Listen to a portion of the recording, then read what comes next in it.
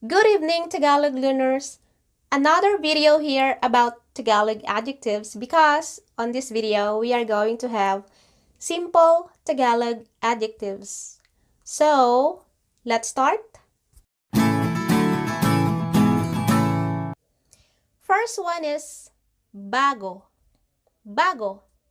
It means new. Bago ba to? Is this new? Kaakit-akit. Let's say that again. Kaakit-akit. It means attractive. Kaakit-akit siya. Kaakit-akit siya. She's attractive.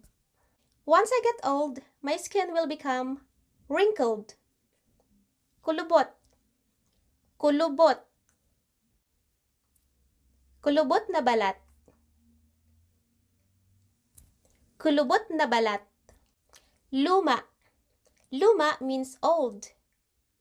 Old building. Lumang gusali or lumang building. Lumang bahay. Old house.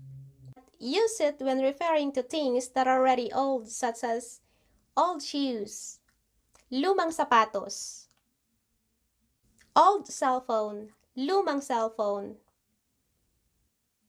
lumang libro. But don't use or don't say luma when referring to age. For that, the Tagalog adjective used is matanda. With this one, you probably remember this from our previous Tagalog adjectives video. Cute.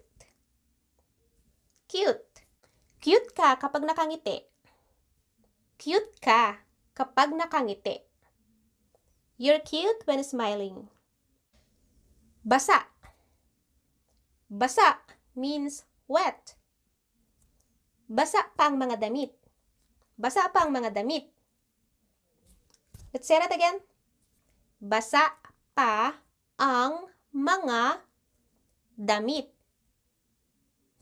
Be careful, guys, how you pronounce this one, because if you pronounce it differently, it will have another meaning. Basa. Basa. Basa is the root verb for read. Example is, nagbabasa ako ng libro.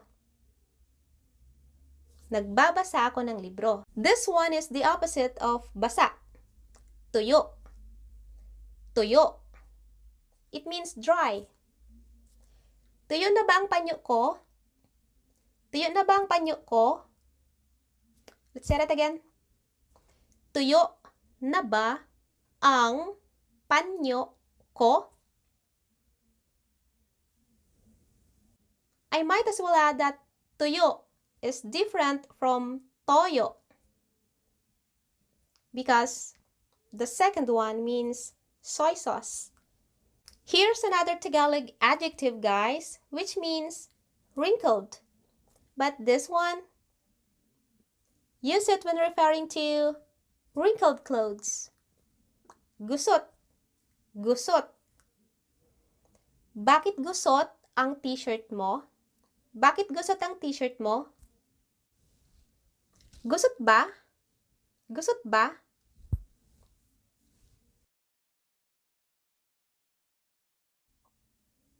Lukot, gusot. Bakit gusot ang t-shirt mo? Bakit lukot ang t-shirt mo? Lukot ang papel. Lukot ang papel.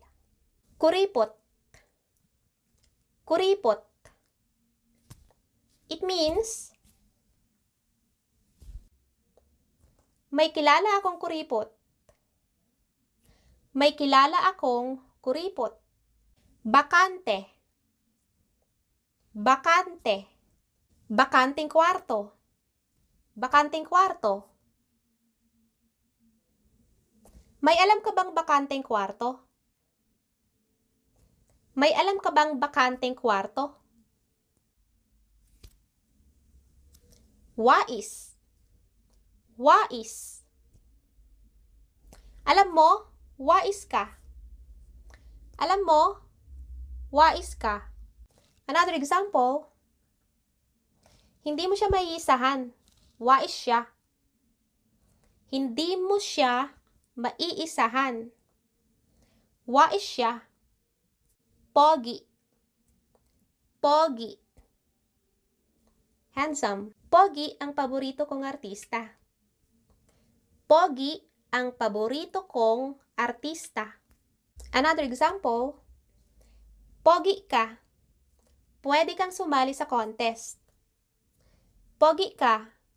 Pwede kang sumali sa contest. Kupas. Kupas means faded. Kupas na ang t-shirt ko, pero ito pa rin ang paborito ko. Kupas na ang t-shirt ko, pero ito pa rin ang paborito ko. Bakit gusto mong isuot yan? Bakit gusto mong isuot yan? Kupas na. Kupas na. Lanta.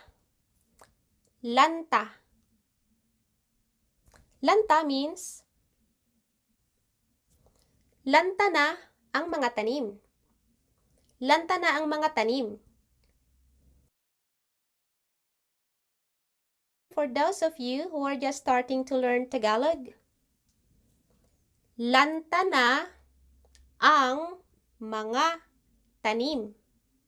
Sikat. Sikat means famous. Sikat ka na.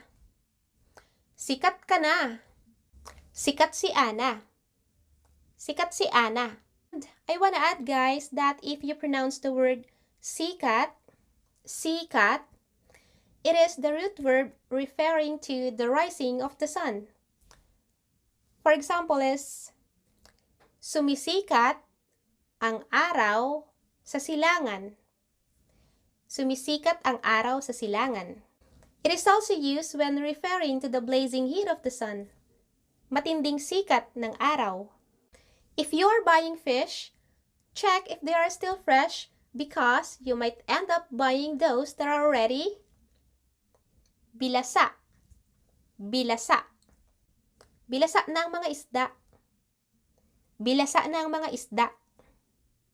So that's all. That's all for another Tagalog adjectives video. At kung hindi nyo pa napanood yung last video natin, andito po. Until next time, babush!